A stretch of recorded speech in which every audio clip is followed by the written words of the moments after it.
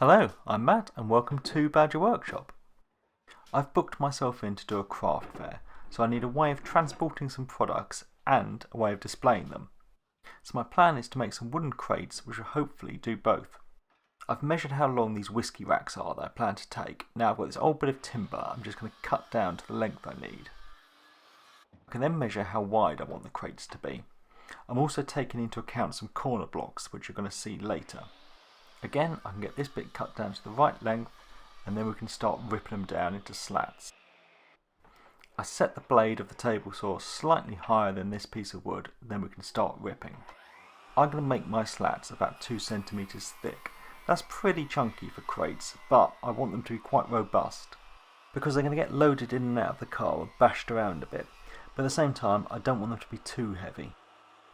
I like using reclaimed materials, but a much easier way to do this would just be to go to the store and buy some strips of wood ready cut down. When I cut all the strips, I can get a piece of wood, put it on its end against the blade and move the fence over. I can then rip this down into some square lengths, and this is going to be the corner bits that everything's going to attach to. I work out how tall I want the crates to be, then I can cut these square bits down to that height. So I need 4 of these, 1 for each corner. Time to start getting it all put together. So on the end of one of the slats I put a dab of PVA glue, spread it out a bit, then I put it on the end of one of these square pieces and get some brad nails into it.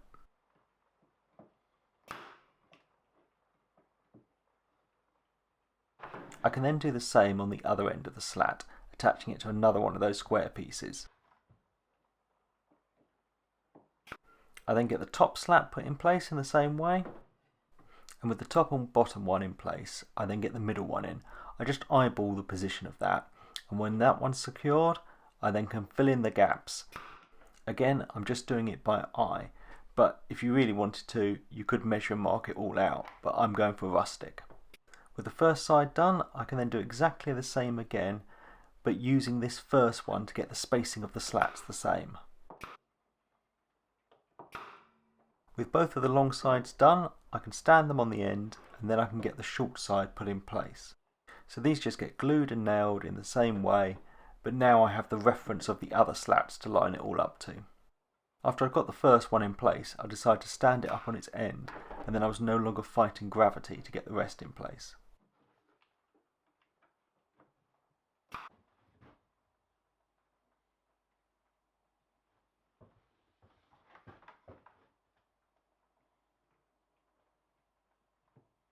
With all the slats on 4 sides, it's time to get the base on. Now the trouble is, I'd cut these lengths at the same time as the sides, but I hadn't taken into account the end bits, so they're too short. I want to make another crate and smaller, so I can just use them for that. So I cut some wood to the correct length and then I can go back to ripping some more slats. Now I've corrected my mistake, I can get them glued in place. I start by getting ones glued and nailed on either edge. Then I fill in all the gaps on the bottom using a spare scrap as a spacer. So that's the crates done. They're going to give me something to transport all the goods in and display things on top of the table, giving me some height. But I also want a way of displaying things over the front of the table. I've been told the tables are going to be 6 foot long.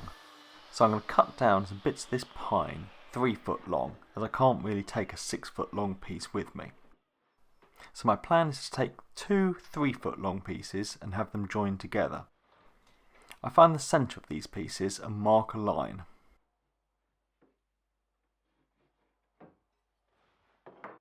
Now using my dowel jointer, I'm going to drill a couple of holes 40mm deep, and these are 12mm holes.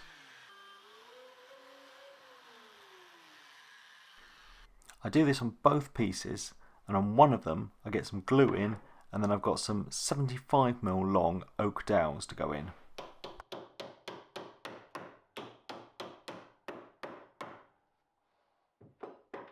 While I wait for them to dry, I cut down 2 more pieces 3 feet long. I mark up 1 centimetre from the bottom along both pieces at both ends, and then I can draw a line along.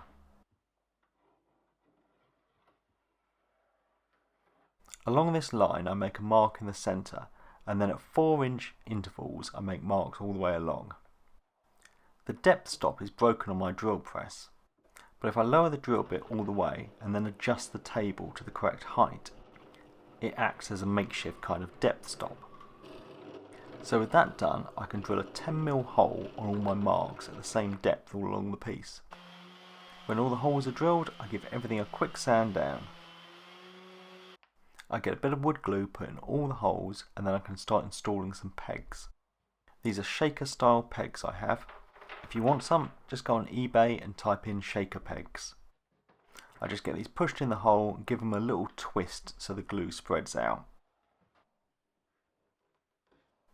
While I wait for the glue to dry, I drill a series of holes with my countersinking bit along the edge of the other 2 bits of wood. I can then get a bead of glue put along the top edge of the bit of wood with the pegs in, and I can start getting the 2 bits joined together. I get the 2 pieces lined up over the side of the table. I've got some 40mm screws in the hole, and I get the first one screwed in place.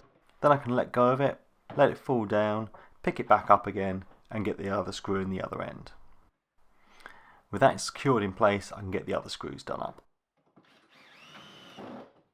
I don't want the heads of these screws showing, so I'm going to cut some plugs with the plug cutter on the drill press.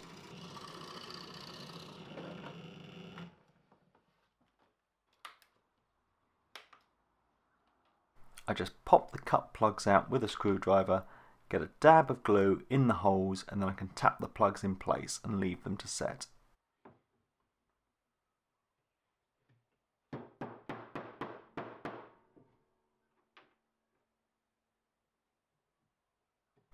When the glue's dried, I take a flush cut saw and trim them flush with the wood. Then I can give everything one last quick sand down.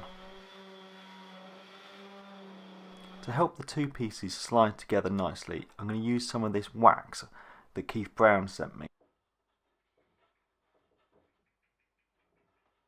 Now we can have a test fit.